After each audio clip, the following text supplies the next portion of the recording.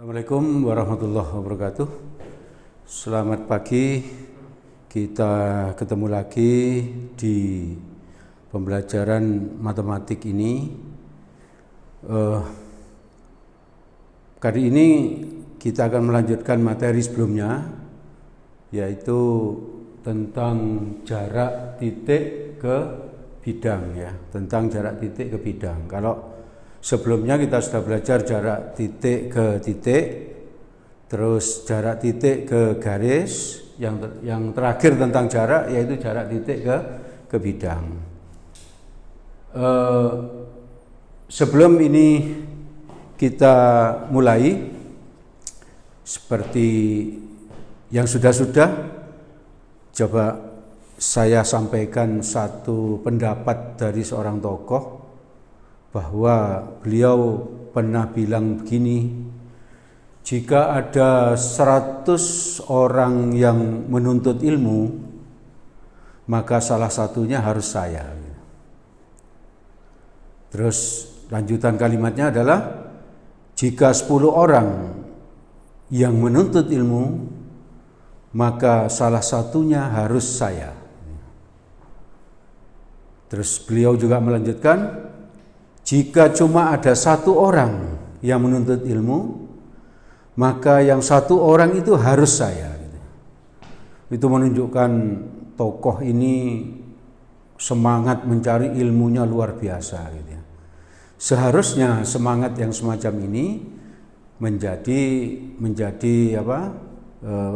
panutan bagi kita, menjadi contoh bagi kita, dan kita mari berusaha untuk selalu menuntut ilmu, ya, menuntut ilmu. Oke, mari kita lanjut ke ini. Jarak titik ke bidang. Nah, ini ada titik A dan bidang U, ya, dan bidang U. Saya beri nama bidang U. Maka jarak titik A ke bidang U diperoleh dengan cara begini. Dari atas ini dikasih cahaya, maka ini ada bayangannya ke sana, yaitu A aksen. Jadi langkahnya proyeksikan A ke bidang U menghasilkan A aksen. Kalau proyeksi itu selalu apa? Hasilnya nanti begini, A aksen tegak lurus dengan bidang U. Akibatnya A aksen tegak lurus semua garis yang ada pada bidang U.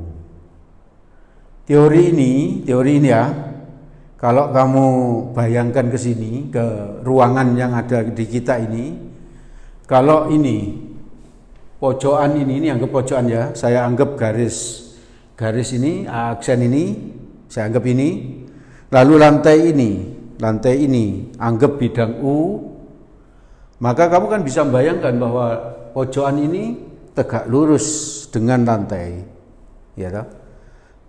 Maka pojokan ini tegak lurus dengan garis yang ke sana itu, ya. Terus pojokan ini tegak lurus dengan garis yang ke sana. Pojokan ini tegak lurus ke garis yang ke sana. Bisa saya katakan pojokan ini tegak lurus semua garis yang ada pada lantai. Sehingga yang ini bisa aja kalimatnya saya ubah. Jika pojokan tegak lurus lantai, maka pojokan tegak lurus semua garis yang ada di lantai. Nah, itu seperti itu. Ini diingat-ingat untuk menghitung jarak titik, itu sering dipakai teori ini. Oke.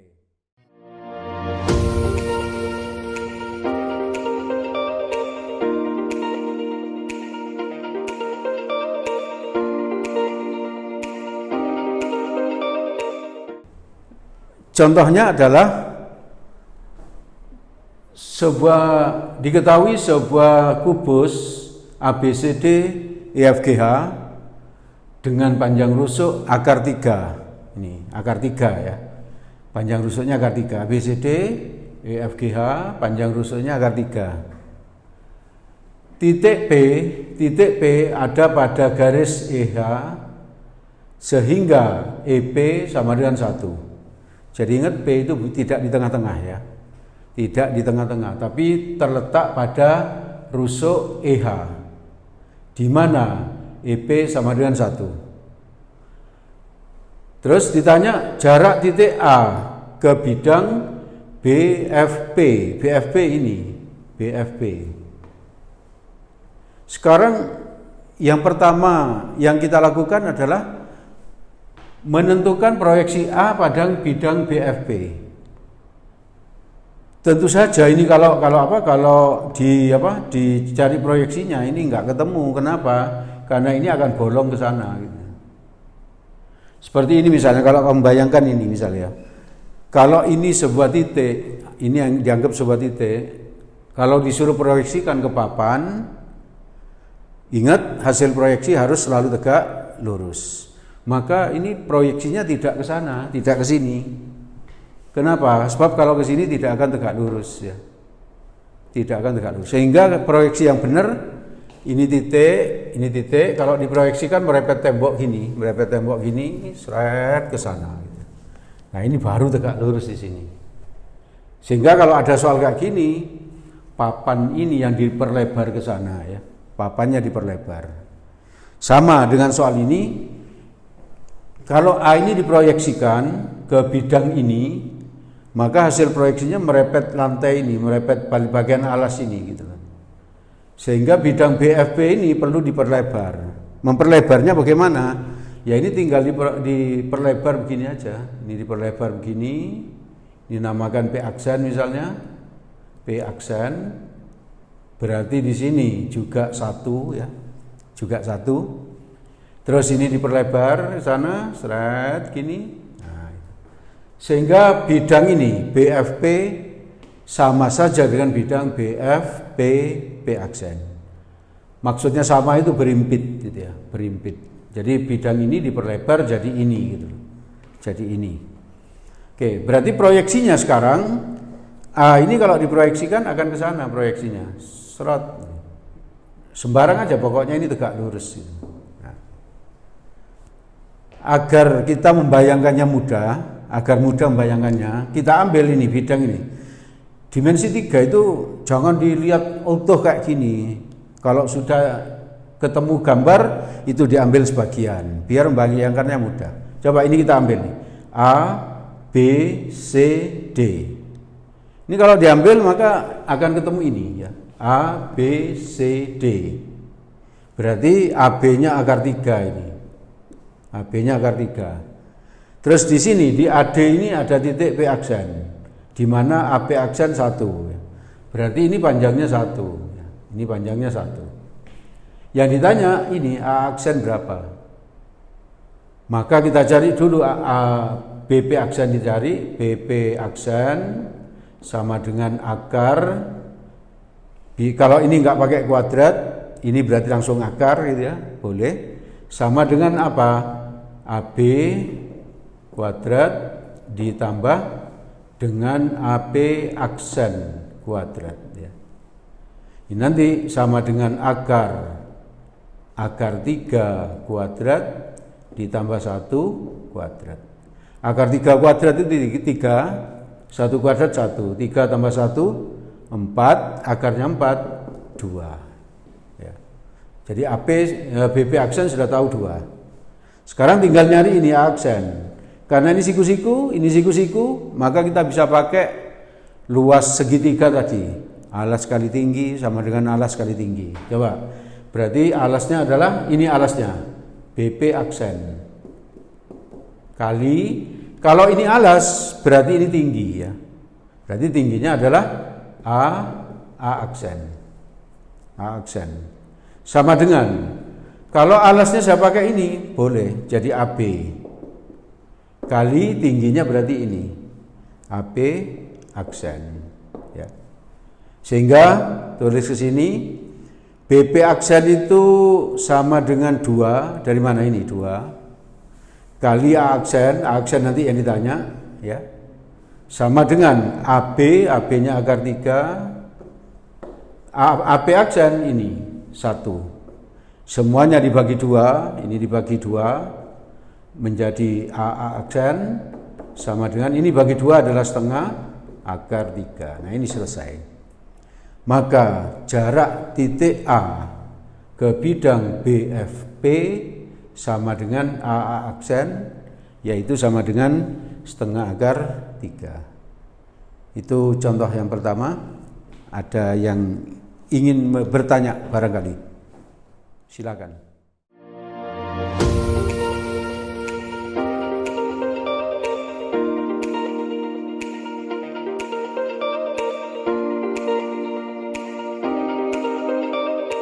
Oke, kita lanjut dengan contoh jarak titik ke bidang yang kedua ya. Yang kedua.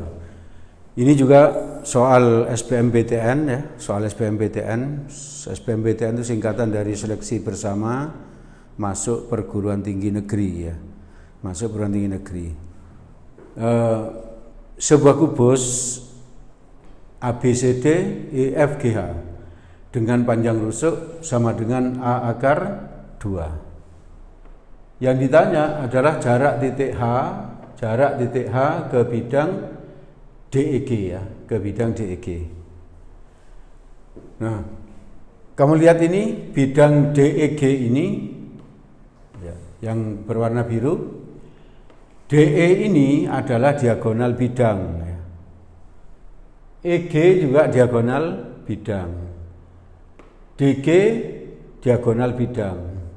Berarti karena semuanya diagonal bidang maka panjangnya sama semua. Ya. Karena panjangnya semua, maka kalau titik H ini diproyeksikan menjadi H aksen ini persis di tengah-tengah, ya. Persis di tengah-tengah. Sehingga kalau ditarik garis terus ke sini akan ketemu di B ini, ya. Nah, jadi H aksen ini proyeksi dari H. Nah, sekarang agar nampak mudah lagi, ambil di bagian yang paling penting saja. Seperti ini, misalnya yang paling penting ini seperti ini. H, D, B, F. Ini kita ambil coba. Menjadi ini. H, D, B, F. Di sini ada garis HB ya. Garis HB. Ini garis HB. Di sini ada garis DP ya. Ini ada garis DP. DP ini tengah-tengah di sini ya. Di sini tengah-tengah. Terus perpotongan DP dengan HB itu H aksen, ini H aksen. Nah, yang ditanya ini H aksen ini berapa? Panjangnya berapa? Nah, HB itu sama dengan diagonal ruang. Kalau diagonal ruang itu rusuk dikali akar 3. Rusuk dikali akar 3. Berarti sama dengan rusuknya ini, tulis A akar 2 dikali akar 3. Berarti A-nya tetap tulis A akar 2 kali akar 3 sama dengan akar 6. Berarti HB sama dengan A akar 6. Ini HB, itu A akar 6 ya. Sekarang kalau mau nyari H aksen, kita buat garis bantu di sini, garis bantu. Misalnya di sini saya buat garis. Ini garis ini sejajar dengan ini. Akibatnya panjang ini semua sama gitu. Sehingga dari gambar itu kelihatan bahwa apa? H aksen sama dengan sepertiga dari HB. Ini 1 dibagi 3. Dibagi 3 HB. Maka sama dengan sepertiga HB-nya ini. A akar 6. Maka jarak titik H ke bidang DEG sama dengan H aksen sama dengan sepertiga A akar 6. Itu. Bisa dipahami ya? Kalau ada yang bertanya dipersilahkan, nanti bertanya di sini boleh, bertanya di WA pribadi juga boleh. Untuk selanjutnya seperti biasa di bagian belakang ini ada tantangan ya. Silakan tantangan itu dicoba, nanti hasilnya pembahasannya bisa dikirim ke WA pribadi saya. Saya kira cukup sampai sekian.